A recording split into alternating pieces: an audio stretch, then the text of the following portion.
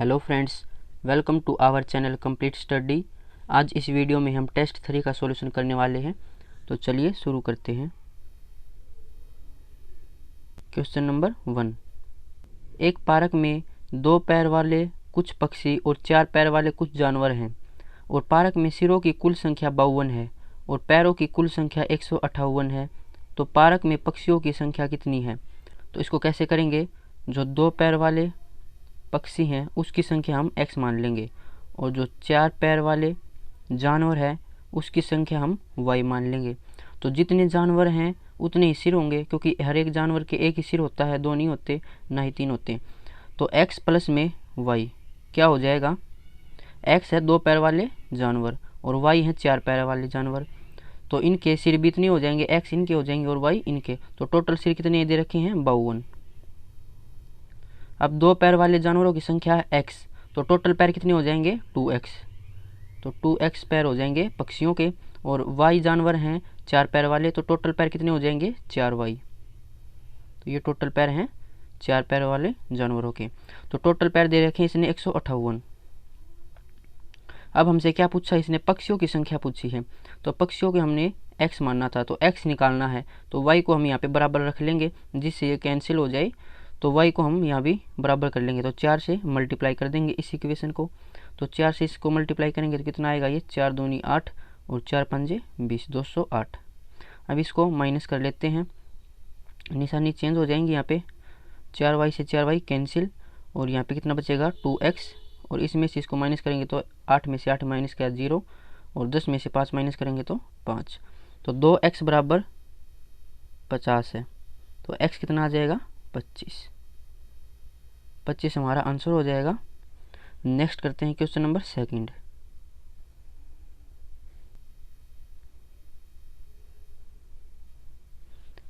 यदि एक निश्चित कूट भाषा में टेम्पल को क्या लिखा इसने? ELPMET। तो इसको पूछा कि हेलमेट को क्या लिखेंगे। तो इसने क्या कर रखा है? इसको उल्टा करके लिख दिया। जो ई लास्ट में उसको पहले रख दिया, फिर एल को पहले रख दिया, फिर पी को। तो ऐसे ही हम क्या करेंगे? टी को पहले रख लेंगे, फिर ई को रख लेंगे और फिर एम को, फिर एल और फिर ई, फिर एच। तो ऑप्शन सी हमारा आंसर हो जाएगा। उल्टा करके लिख रखा है। नेक्स्ट करते हैं क्वेश्चन नंबर 3।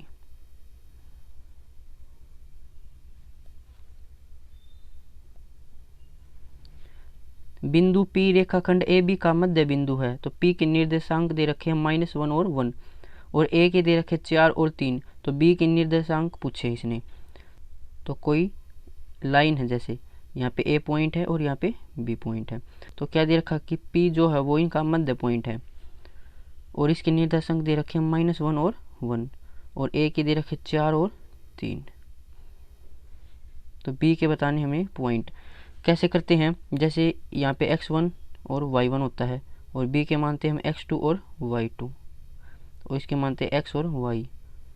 तो मध्य बिंदु क्या होते हैं? x क्या होता है? जो x1 प्लस x2 और बटे 2 होता है। ऐसे ही y क्या होता है? y1 प्लस में y2 अपॉन में 2। तो इसने x और y दे रखा है और x1 भी दे रखा है और y1 भी दे रखा है। तो हमें x2 और y2 निकालने हैं। तो कैसे निकालेंगे? यहाँ पे इनकी वैल्यू पुट कर लेंगे। तो x की वैल्यू पुट करेंगे तो यहाँ पे -1 क्या दे रखा है? x1 कितना है? 4 जमा x2 बटे 2। 2 की इधर मल्टीप्लाई करेंगे कितना हो जाएगा? -2 = 4 प्लस में x। तो x कितना हो जाएगा? 4 को इस साइड लेके आएंगे तो माइनस में, तो -2 और -4 -6 हो जाएगा x। ऐसे ही y पुट करेंगे। यहाँ पे y कितना है? 1 और y1 है 3। तो y2 अपॉन में 2। 2 को इस साइड लेके जाएंगे तो प्लस में 2 और -3 हो जाएगा, इस साइड आएगा तो y कितना हो जाएगा? फिर -1। तो x था हमारा -6 और y है -1। Option D. नेक्स्ट करते हैं क्वेश्चन नंबर 4। बीना ने एक फोटो की ओर इशारा करते हुए कहा कि वह मेरे भाई की पत्नी का ससुर है। तो फोटो में व्यक्ति बीना से संबंधित कैसे है? तो अगर ये यहाँ पे बीना है, इसने कहा कि वह मेरे भाई, तो इसका भाई यहाँ पे हो जाएगा। इसके भाई की पत्नी को यहाँ पे रख लेते हैं। तो उसका ससुर, तो इसकी पत्नी का ससुर मतलब इसका पिता हो जाएगा। तो फोटो में व्यक्ति बीना से कैसे संबंधित है, तो इसके भाई का पिता मतलब इसका भी पिता हो जाएगा, पिता इसका आंसर हो जाएगा। नेक्स्ट करते हैं क्वेश्चन नंबर 5। दिए गए अंशों को आरोही क्रम में व्यवस्थित कीजिए। तो इसको आरोही क्रम में व्यवस्थित करना मतलब असेंडिंग ऑर्डर में, पहले छोटी संख्या फिर उससे बड़ी संख्या। तो 3/8, 5/16 और 7/20। तो सबसे पहले हमें देखनी है छोटी संख्या कौन सी है। तो 16 की मल्टीप्लाई 3 से करेंगे कितना आएगा 48, 8 की मल्टीप्लाई 5 से आएगा 40। तो 40 छोटा है 48, तो 40 छोटा है, तो इन दोनों में से छोटी संख्या क्या हो जाएगी 5/16। अब इसको कंपेयर करना 7/20 से, तो 20 की मल्टीप्लाई 5 से कितना हो जाएगा 100, 16 7 112। तो छोटी संख्या है 100, तो 5/16 इनमें से सबसे छोटी संख्या है। तो सबसे पहले छोटी संख्या अब इससे बड़ी निकालनी है, तो इन दोनों में कंपेयर करना पड़ेगा। तो 20 की मल्टीप्लाई 3 से आएगा 60, 7 की मल्टीप्लाई 8 से तो 56, तो 56 छोटा है, तो 7/20 संख्या इससे छोटी हो जाएगी 3/8 से, लेकिन इससे बड़ी होगी तो 7/20, और इससे बड़ी क्या होगी 3/8। तो ये इसका असेंडिंग ऑर्डर हो जाएगा ऑप्शन बी। नेक्स्ट करते हैं क्वेश्चन नंबर 6। एक निश्चित कूट भाषा में CEGKM को क्या लिखा है FJNVJ। तो इसने बोला कि उसी भाषा में BDHJG को किस प्रकार लिखा जाएगा। तो C होता है 3 पे, E 5 पे, यहाँ पे 7 और 11 और 13। तो इसको कैसे लिख रखा है इसने 6, 10, 14 और 22 और फिर 26। तो ये कैसे बन सकता है, प्लस से देख लेते हैं। इसमें +3 क्या हो, इसमें +5, इसमें +7 और इसमें +11 और इसमें 13। तो ऐसे इसमें करके देखते हैं। बी होता है 2 पे, तो 2 में 3 ऐड करेंगे कितना हो जाएगा 5, 5 पे होता है ए। तो लेकिन ई ऑप्शन में नहीं है, तो इसने ये कंसेप्ट नहीं लगाया होगा, कुछ और लगाया होगा, देखते हैं।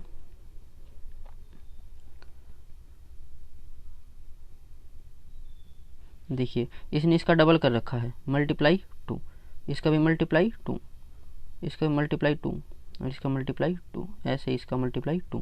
तो इसका मल्टीप्लाई 2 कर देंगे। बी होता है 2 पे, तो इसका मल्टीप्लाई 2 से करेंगे 4, 4 पे आता है डी। ऐसे ही डी का दुगुना करेंगे तो 8, 8 पे होता है एच। ऐसे ही एच का दुगुना करेंगे 16, 16 पे होता है पी। जे का दुगुना करेंगे 20, 20 पे होता है टी। जी का दुगुना करेंगे 7, 7 का दुगुना करेंगे तो एन आ जाएगा। तो ऑप्शन बी हमारा आंसर हो जाएगा। नेक्स्ट करते हैं क्वेश्चन नंबर 7। 53 की पावर 17 माइनस में 1 किस संख्या से विभाज्य है। तो इसका एक फॉर्मूला होता है, जैसे a की पावर n माइनस b की पावर n। इसको देखना हमें कि किस से विभाजित है। तो अगर इसमें दो कंडीशन होती हैं, अगर n यहाँ पे इवन हो तो ये किस से विभाजित होगा a प्लस बी से, और a माइनस बी दोनों से विभाजित होगा। लेकिन अगर n यहाँ पे ओड संख्या है तो ये किस से विभाजित होगा a माइनस बी से। तो यहाँ पे n क्या है ओड नंबर, तो ये किस से विभाजित होगा a माइनस बी से। a यहाँ पे क्या है 53 माइनस बी भी है 1, तो ये 52 से विभाजित होगा। तो 52 तो इसमें ऑप्शन है नहीं, लेकिन 52 का अगर फैक्टर करें तो क्या होगा 13 मल्टीप्लाई में 4, तो ये 13 से विभाजित है। नेक्स्ट करते हैं क्वेश्चन नंबर 8। एक श्रृंखला दी गई है जिसमें 2 पद लुप्त हैं, तो ये हमें ये टर्म बतानी है कौन सी आएंगी यहाँ पे। तो इसने क्या कर रखा है, ये यहाँ पे f होगा, तो पहले 2 ऐड कर रखा है, फिर 3 और फिर 9 और फिर ये है 14 पे तो 5 ऐड कर रखा है, और यहाँ पे 7 ऐड कर रखा है। तो नेक्स्ट क्या ऐड करेंगे हम, तो क्या सीरीज चल रही है हमारी अभाज्य संख्या ऐड कर रखी है। तो 7 से आगे क्या आएगा 11, तो u में 11 ऐड करेंगे तो 21 और 31 32, तो 32 में 26 माइनस करेंगे तो 6, 6 पे क्या होता है f।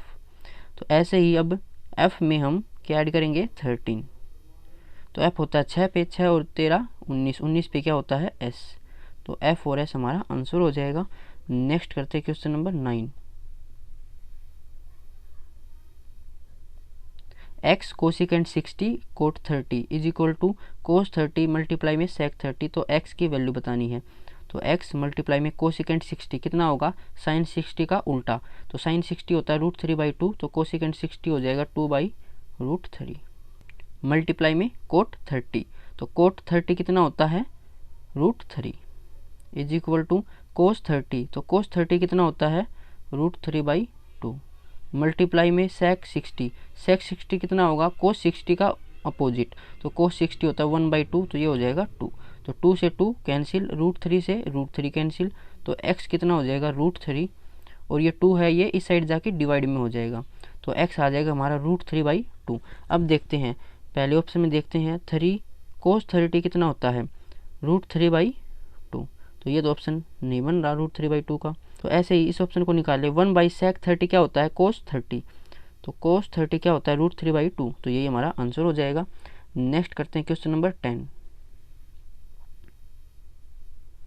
5 दोस्त P, Q, R, S और T, तो R Q और T से तेज दौड़ता है, तो R जो है वो Q और P से तेज दौड़ता है। उसके बाद बोला कि T जो है वो P से तेज दौड़ता है, तो T जो है वो P से तेज दौड़ता है लेकिन Q से धीमा, तो Q से धीमा दौड़ता है, तो इसका मतलब क्या कि T जो है वो Q और P के बीच में आएगा। उसके बाद बोला कि S केवल 1 मीटर से धीमा दौड़ता है, तो 4 तो यहाँ पे हो गए, टोटल थे 5, तो S जो है वो 1 से धीमा दौड़ेगा, तो 1 से धीमा दौड़ेगा तो R से ही धीमा दौड़ेगा ये S। उसके बाद क्या बोल रहा है कि निम्नलिखित में से कौन सबसे तेज दौड़ता है, तो सबसे तेज कौन दौड़ता है R हमारा आंसर हो जाएगा। नेक्स्ट करते हैं क्वेश्चन नंबर 11। इसमें एक मिस्टेक है यहाँ पे, जो 326 है ये और फिर -2 आएगा, और उसके बाद क्या 343 मल्टीप्लाई में 326, तो इसको हमें सोल्व करना क्या हो जाएगा, देखो यहाँ पे ये बन जाएगा a² और ये b² और माइनस में 2ab, ये किसकी आइडेंटिटी होती है, ये होती है a - b का होल स्क्वायर, तो a यहाँ पे क्या है 343 और b कितना है 326, तो इसको माइनस करेंगे कितना हो जाएगा, ये 13 में से 6 माइनस करेंगे 7, 3 में से 2 एक माइनस करेंगे तो 1 और इसका स्क्वायर, तो 17 का स्क्वायर क्या होता है 289, ऑप्शन डी हो जाएगा। नेक्स्ट करते हैं क्वेश्चन नंबर 12। एक निश्चित कूट भाषा में पैटर्न को क्या लिखा है QBU, तो इसने क्या कर रखा है P से Q 1 प्लस होगा, ऐसे A से B +1, T से U +1, तो सब में +1 कर रखा है, तो ऐसे इसको क्या लिखेंगे S से 1 प्लस करेंगे तो T, I में 1 प्लस करेंगे तो J, C में 1 प्लस करेंगे D, K में 1 प्लस करेंगे L, N में 1 प्लस करेंगे O, E में 1 प्लस करेंगे तो F, तो क्या आंसर हो जाएगा हमारा A, और यहाँ पे क्या हो जाएगा T। नेक्स्ट करते हैं क्वेश्चन नंबर 13। एक घन के आयतन से पूर्ण रूप से घन के अंदर स्थित गोले के आयतन से क्या अनुपात है, तो कोई घन दे रखा है जैसे, तो अगर इसकी साइड A है तो इसका वॉल्यूम क्या होता है आयतन A³, तो इसका अनुपात, और किसका अनुपात बोला इसने घन के अंदर स्थित गोले का, तो इसके अंदर कोई स्फेयर है, तो स्फेयर की रेडियस क्या हो जाएगी, ये पूरा है A, तो इसकी रेडियस कितनी हो जाएगी A/2, और जो गोले का आयतन क्या है स्फेयर का आयतन क्या होता है 4/3 πr³, r कितना है A/2, तो A/2 का क्यूब करेंगे तो A³ अपॉन में 2 का क्यूब 8 हो जाएगा, इसको कैंसिल कर लेते हैं कितना आएगा 2, A³ से A³ कैंसिल, 3 दूनी 6, 6 को इस लेके आएंगे तो 6/π, इसका आंसर हो जाएगा ऑप्शन ए। नेक्स्ट करते हैं क्वेश्चन नंबर 14।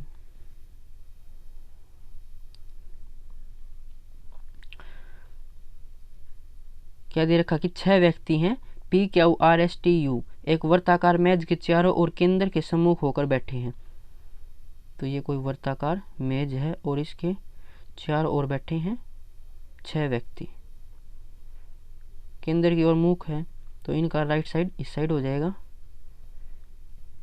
उसके बाद बोला है कि S जो है वो T के दाएं दूसरे स्थान पर बैठा है, अगर T को हम यहाँ माने तो इसके दाएं दूसरे स्थान पर, तो यहाँ पे हो जाएगा S।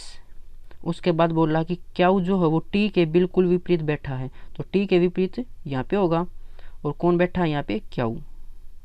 उसके बाद बोल रहा है कि R जो है वो U का निकटतम पड़ोसी है, R U का निकटतम पड़ोसी है, तो R यहाँ पे नहीं हो सकता, तो R यहाँ पे तो हो नहीं सकता क्योंकि इसका निकटतम पड़ोसी U नहीं बनेगा, तो R या तो यहाँ पे होगा, अगर यहाँ पे R है तो या फिर यहाँ पे U होगा, अगर यहाँ पे हम U रखें तो फिर यहाँ पे R होगा, ये पॉसिबिलिटी बन चुकी है। नेक्स्ट करते हैं कि p जो है वो u के विपरीत नहीं है, तो एक जगह ही बचा है तो यहाँ पे p होगा, और जो p है वो u के विपरीत नहीं है तो यहाँ पे u नहीं हो सकता, तो यहाँ पे क्या होगा r। ये कन्फर्म हो गया। अब r यहाँ पे बैठा है तो u यहाँ पे होगा। उसके बाद क्या बोला कि u के विपरीत कौन बैठा है, तो इसके विपरीत कौन बैठा है, s। s हमारा आंसर हो जाएगा। नेक्स्ट करते हैं क्वेश्चन नंबर 15।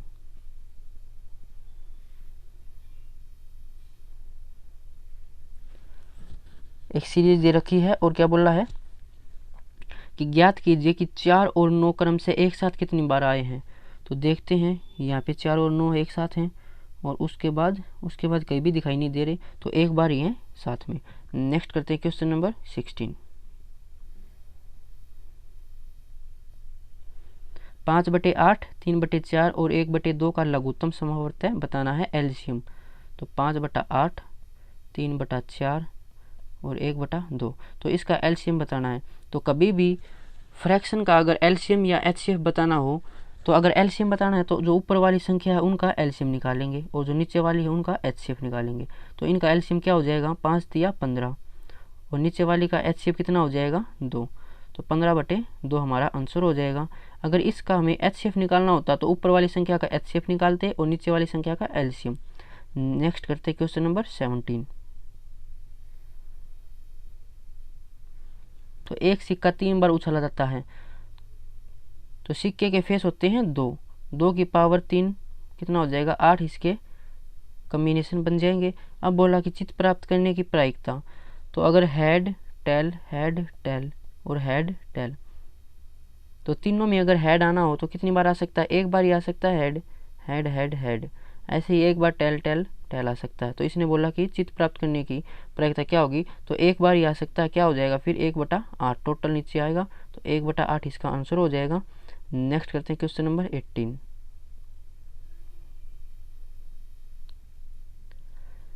इसमें क्या करना कि लुप्त संख्या बतानी है।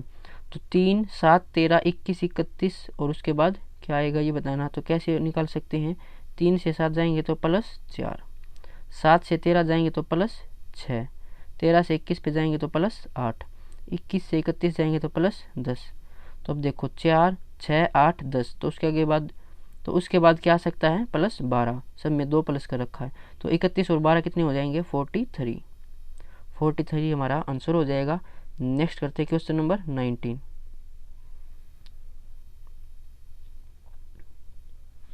NPR दे रखा 720, NCR दे रखा 6, तो R फैक्टोरियल इसने पूछा क्या होगा।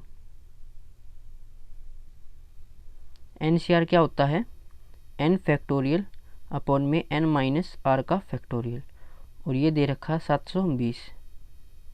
ऐसे ही NCR का फॉर्मूला क्या होता है, n factorial n minus r का फैक्टोरियल और मल्टीप्लाई में r फैक्टोरियल, और ये दे रखा 6।